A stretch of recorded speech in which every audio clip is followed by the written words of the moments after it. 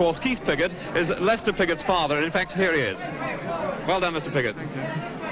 Did you really expect Arlo to run so well? Would you like to face the camera? Well, I did, rather, yeah. You did. If we can move them through now and check their placings. I'm sorry about that, because as you might have gathered, we've not used that machine very often. Of course, you're going out to the sporting program this afternoon in Grandstand. We'd like to hear what you thought about Mr. Clay. Very tall, very... Oh, he's a big lad. He's a great laugh, you know, more than anything.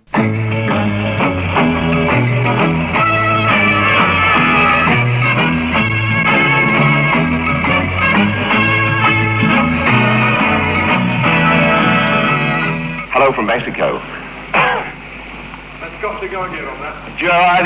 Jonathan, keep it simple. You've got a bloody zoom there and a camera that's racing all over the bloody studio.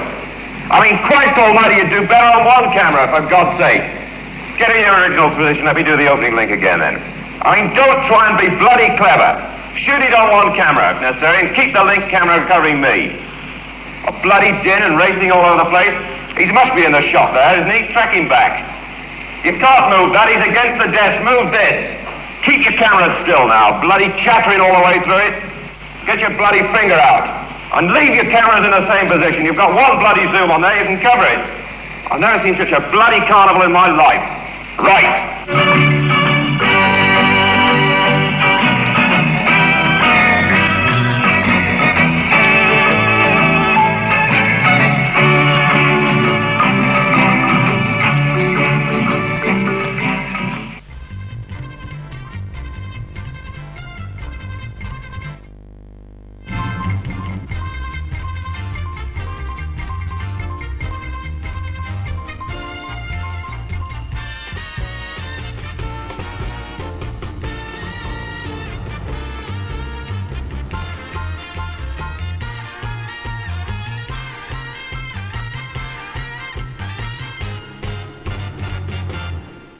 Hello, good evening. A busy evening tonight with the emphasis on football. There's the five-a-side championships of London at the Empire Pool, Wembley. There's also a visit to the Football Writers Association dinner, where tonight Billy Bremner of Leeds United receives his trophy as the Footballer of the Year. Joe Mercer of Manchester City, the winning manager 12 months ago, with his thoughts on this year's FA Cup final between Chelsea and Leeds. It's going to be hard to score goals. You know, they'd have to... I don't envy forwards. You know, they're going to go in where it really hurts and where the fire is hot. It's the final of the Football League review competition to find the best football cop choir in Great Britain.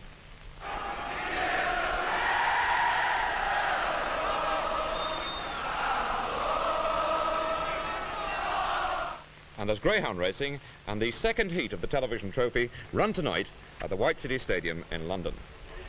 Well, we're going to start with the London Five-a-Side Football Championship at the Empire Pool, Wembley, sponsored by the Evening Standard.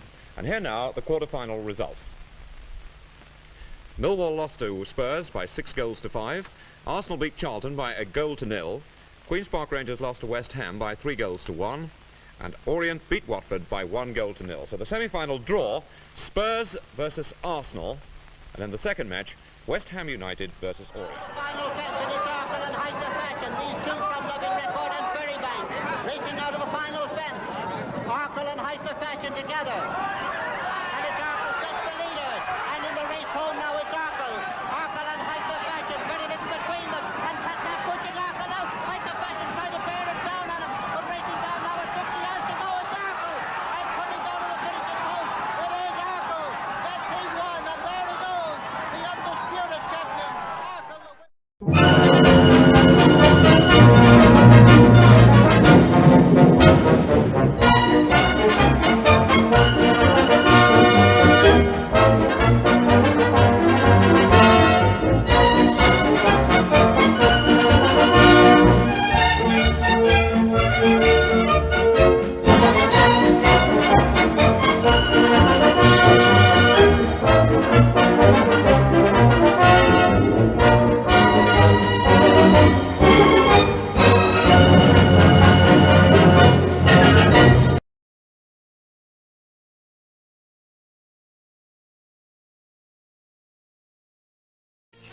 Only seconds now separated the runners and riders from the off.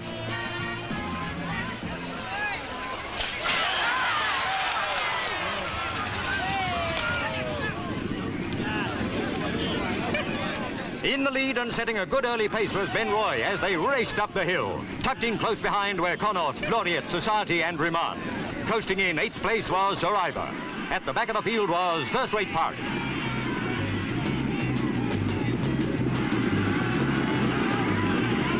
Tattenham Corner, the Derby's vital curve. Now the pace was hotting up. Ben Roy still had the lead, but overhauling past was Connaught, clear of Society, Atopolis, Laureate, Remand and Survivor.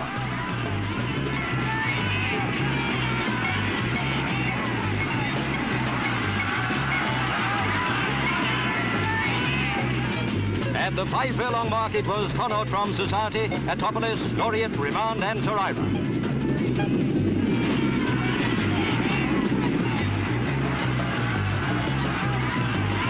Connaught had opened up a clear lead. Laureate and Atopolis couldn't stay with it. Remand and Society fought gamely, but couldn't catch him. There was only one horse that could do it as they entered the final furlong. Survivor. Watch Lester Piggott urge him into a fantastic burst of speed, which shot him to the front. Survivor streaked ahead to pass the post a length and a half clear of Connaught. If ever a horse and jockey deserved to be in the winner's enclosure, they were certainly Survivor and Lester Piggott. Together they had provided one of the greatest, most thrilling races that has ever been seen. £2 million of horseflesh, the racehorse that every owner, trainer and breeder dreams about. The horse that quite simply is perfection. In his trainer's words, the complete equine athlete. To watch him move at close quarters is to see what makes one horse faster and better than the others. A blend of power, balance, economy of action, all harnessed in 1100 weight of bay-coloured poetry. Add to this an inquiring mind and a good temperament, and you have the perfect racehorse.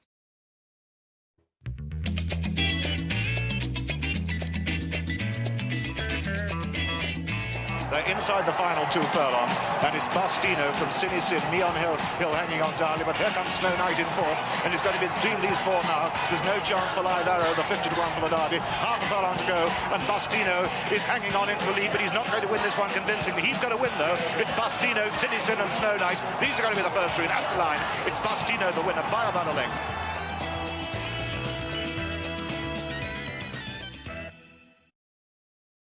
Ultra Quiz is followed at 8:35 by T.J. Hooker. At 9:30 there's a change to the advertised programme. We go over live to Oslo for international athletics.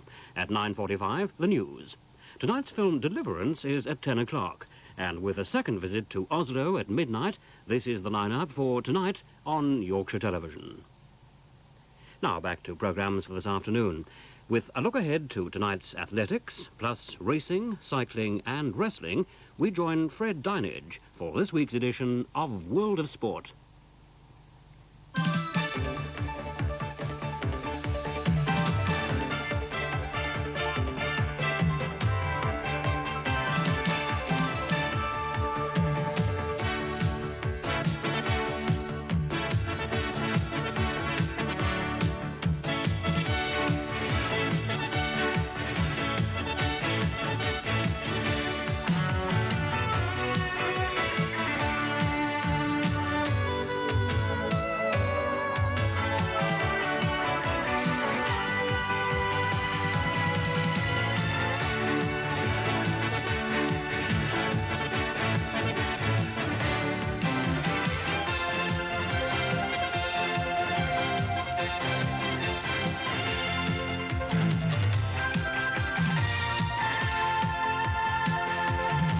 Hello there, good afternoon to you. A very warm, indeed hot welcome to what promises to be an extremely fast-moving edition of World of Sport. And this afternoon's total, £3,387 and 4 pence. And we know of 2 winners, a Ladbroke client from North Cheam with a 10p stake and a Hills punter from Sheffield. So that's the total, at least, that they will win this afternoon, £3,387 and 4p.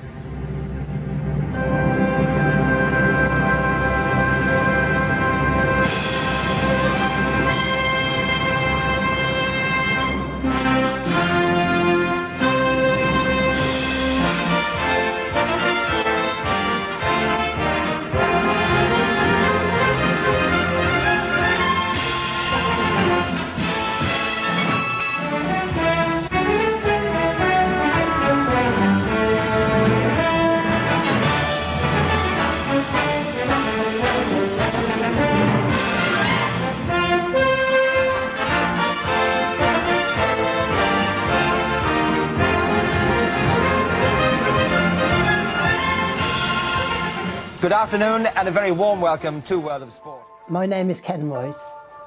I rode Comedy of Errors to win the 1975 Champion Hurdle. He's a great big horse, it's genuine, he's a funny horse. He had two speeds. He had a cruising speed, which was very good. He'd shut himself off and still lay up.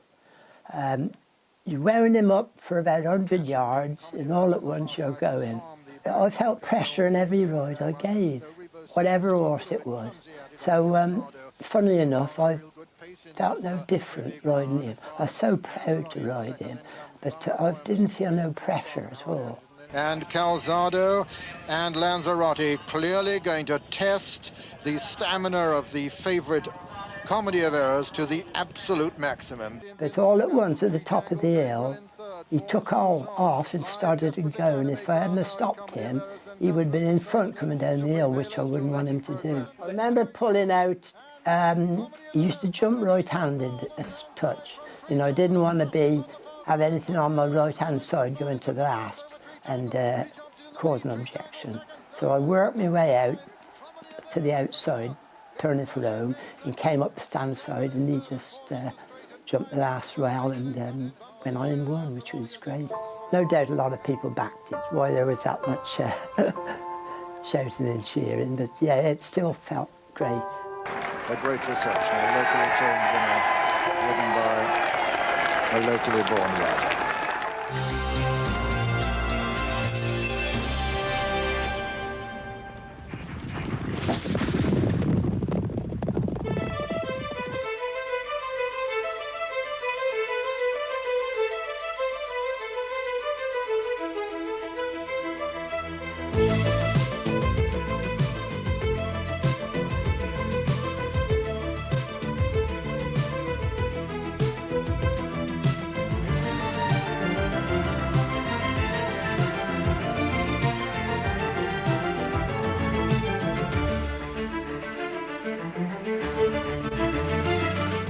Right, let's have a look at the soccer this weekend on ITV. The games between Aston Villa and Ipswich, Middlesbrough and Everton, Liverpool and Brighton, Bristol Rovers and Wrexham, Chelsea and Orient, Colchester and Brentford, Huddersfield and Bradford, Portsmouth and Walsall. You'll see the highlights of at least one of those games wherever you are.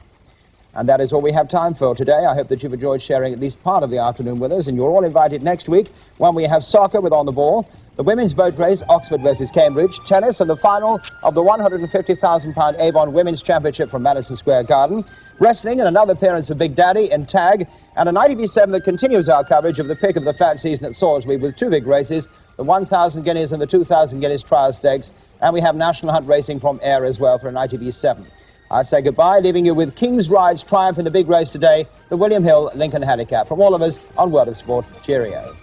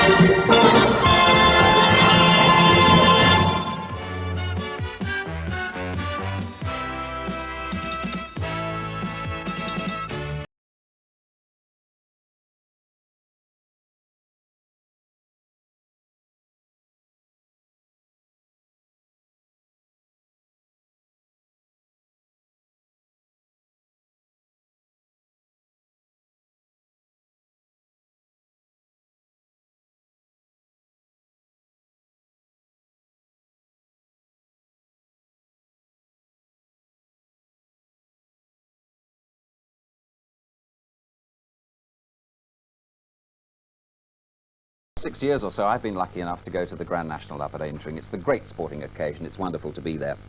And this year, there's a chance for you to go to Aintree as a VIP guest, not only on big race day, but for all 3 days of this year's Ladbrokes Grand National Meeting. What you have to do is answer 3 questions correctly, and of course those questions are all about the great race itself.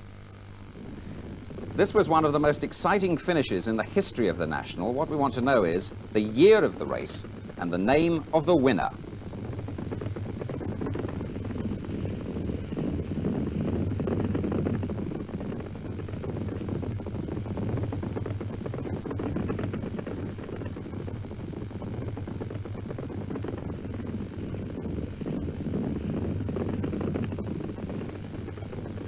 My question again, what was the year and the name of the winner?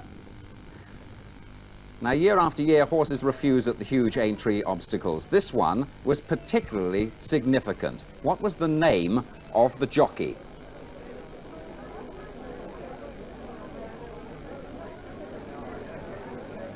We reckon that's not too difficult. Just tell us the name of the jockey. Now, this man was the winning owner, the one on the left that is, of the Grand National on 2 occasions. We want his name and the name of his 2 winning horses. Au revoir et merci, merci, merci de votre visite, je vous félicite. Au revoir et merci, merci, merci. Vous êtes content, et moi aussi. Au revoir et merci. Another singer and his 2 winning horses. Name them if you can, please. Entries on a postcard with your answers down the right-hand side and your name and address on the left. Now, this is the address to send it to. Night Nurse from Peterhoff and Monksfield being pulled out to challenge in between Peterhoff and Night Nurse as they jump the 3rd last. Night Nurse made a mistake there, and a bad one by the champion. It's Night Nurse from Monksfield now. Little Monksfield with a fractional advantage as they come to the 2nd last. It's Monksfield and Desi Hughes and Night Nurse on the far side, and Night Nurse wasn't too clever at that one either. And it's Monksfield now from Night Nurse, and Night Nurse under pressure. And is this going to be Monksfield getting his vengeance? And it's Monksfield on the near side, Night Nurse on the far side, and it's Monksfield on the near side, Night Nurse on the far side. These 2 fighting it out. Night Nurse is fighting his way back on the far side. Monksfield is battling on the near side. It's Monksfield from Night Nurse as they race to the line. Monksfield is just holding Night Nurse, but Night Nurse is fighting his way back, and as they come to the line, it's a photo finish. It's a photo between Night Nurse and Monksfield. I wouldn't like to call that. And Spitting Image on the far side is the first to show of that group, and Boomdocker on the near side with Andy Pandy and Nerio right up with him, and San Willen and Brown Admiral. And over on the far side, Spitting Image, with going up with him, Collingwood on the near side, it's Boomdocker. And as they cross the Melling Road, and we go over to join John Hammer, it's Boomdocker from Sebastian, Brown Admiral, San Willen, and Andy Pandy, and What a Buck. And over to you, John. And Sebastian just... What a Buck, Andy Pandy, behind them, Brown Admiral. 2nd place. Towards the outside is Red Rum, who's going really well as they come down to the one before Beaches, and Andy Pandy is 10 lengths clear over it. Andy Pandy from What a Buck over in 2nd, Nerio's over in 3rd, then Red Rum towards the outside. Behind those a Happy Ranger, then Brown Admiral, Churchtown Boy rather behind that. Just behind that is Sagarnet. Towards the inside is Brown Admiral, but the rest of the field are over, and coming to the 23rd. Tremendous chance of winning his 3rd national. He jumps it clear of Churchtown Boy.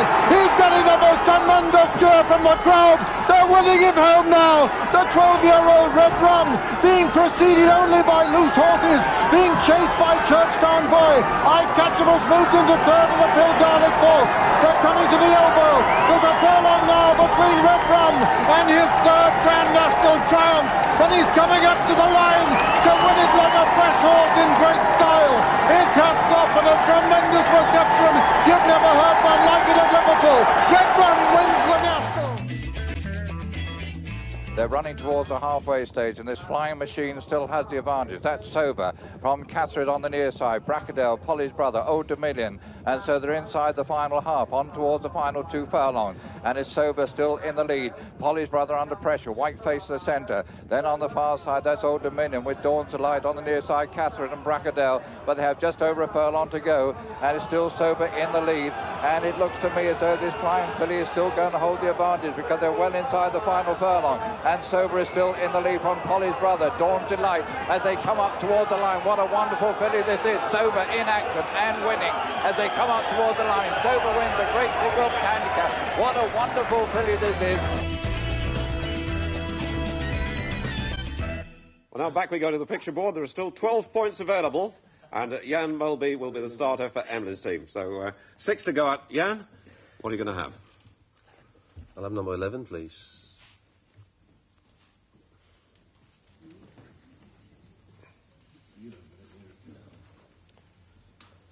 Any thought? Yeah, is it John Reed?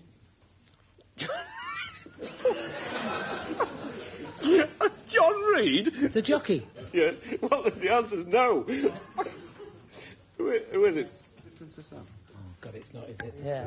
Yeah, go on. Is it Princess Anne? It's Princess Anne, yeah.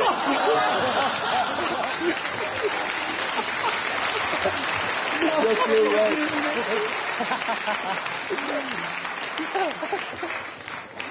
Oh, no. I will say nothing. Don't put that out, please. Oh, you can't put that out. They'll hang me. I'll be beheaded. Oh, you can't put that out. By the way, Evelyn, I've got some more news for you. We have been trying to persuade her to come on the programme. Oh, no.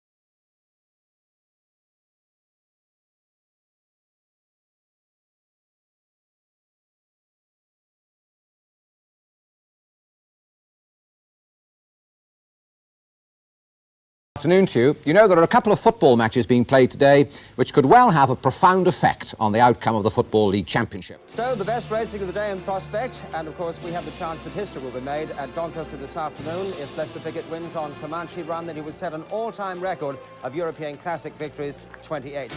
No great confidence here behind Comanche Run. He's out to 2 to 1. And it's Lester Piggott going on. This one for the record, the 28th Classic, as Comanche Run wins the leisure from Daly in second, Alpha Bain in third.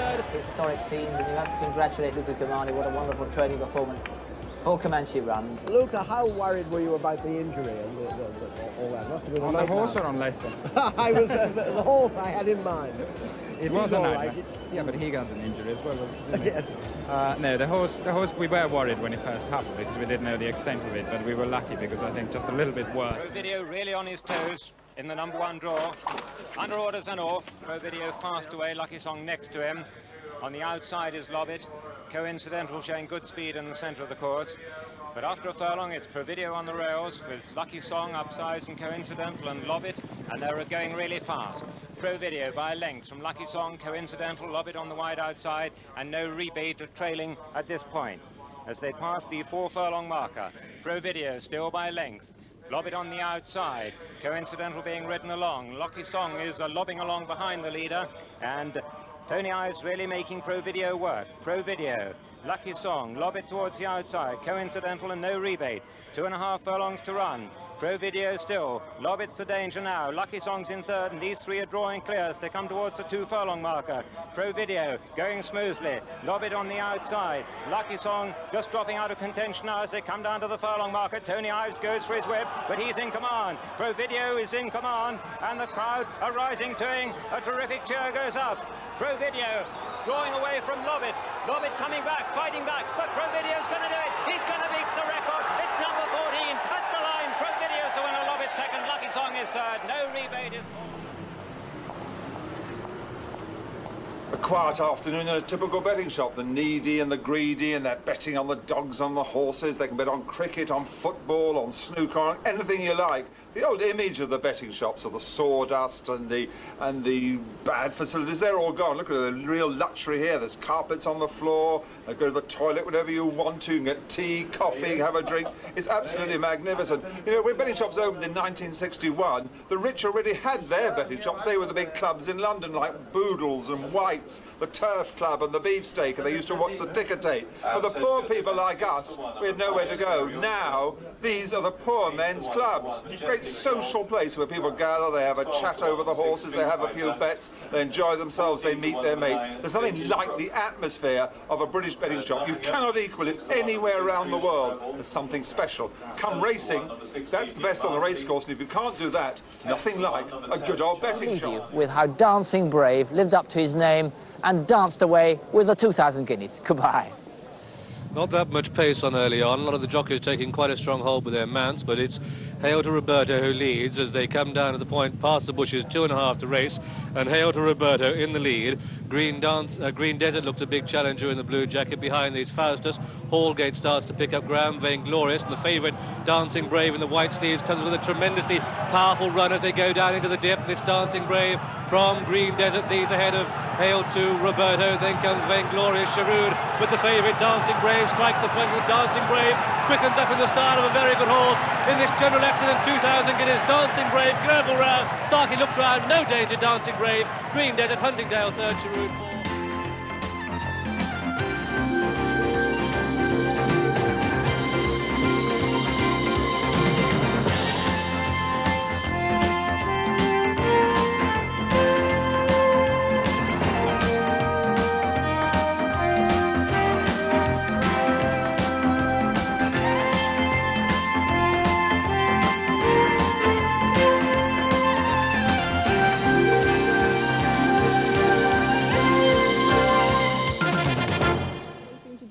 Was more a welcome back than a victory parade.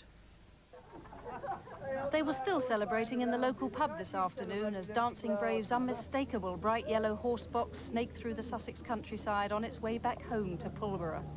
Stable lads and their families turned out to greet him. An elegant and amiable horse, he was as pleased to see them as they were to see him. It's what every trainer dreams of. In yesterday's race at 1.5 furlongs out, Dancing Brave seems to have no chance. Then, like Steve Cram, he appeared from nowhere.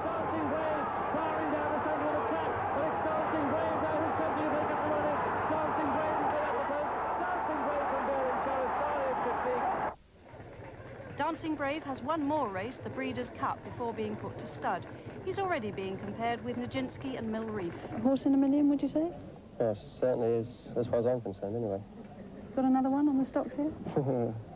If we get another one in the next 10 years, I shall be delighted. Others may stand and stare. Overnight, his worth has increased by at least 6 million. He's now conservatively valued at a cool 20 million. Joan Thurkettle, News at 10, Sussex. Two stars of the past, Leicester himself and the ever-youthful Desert Orchid.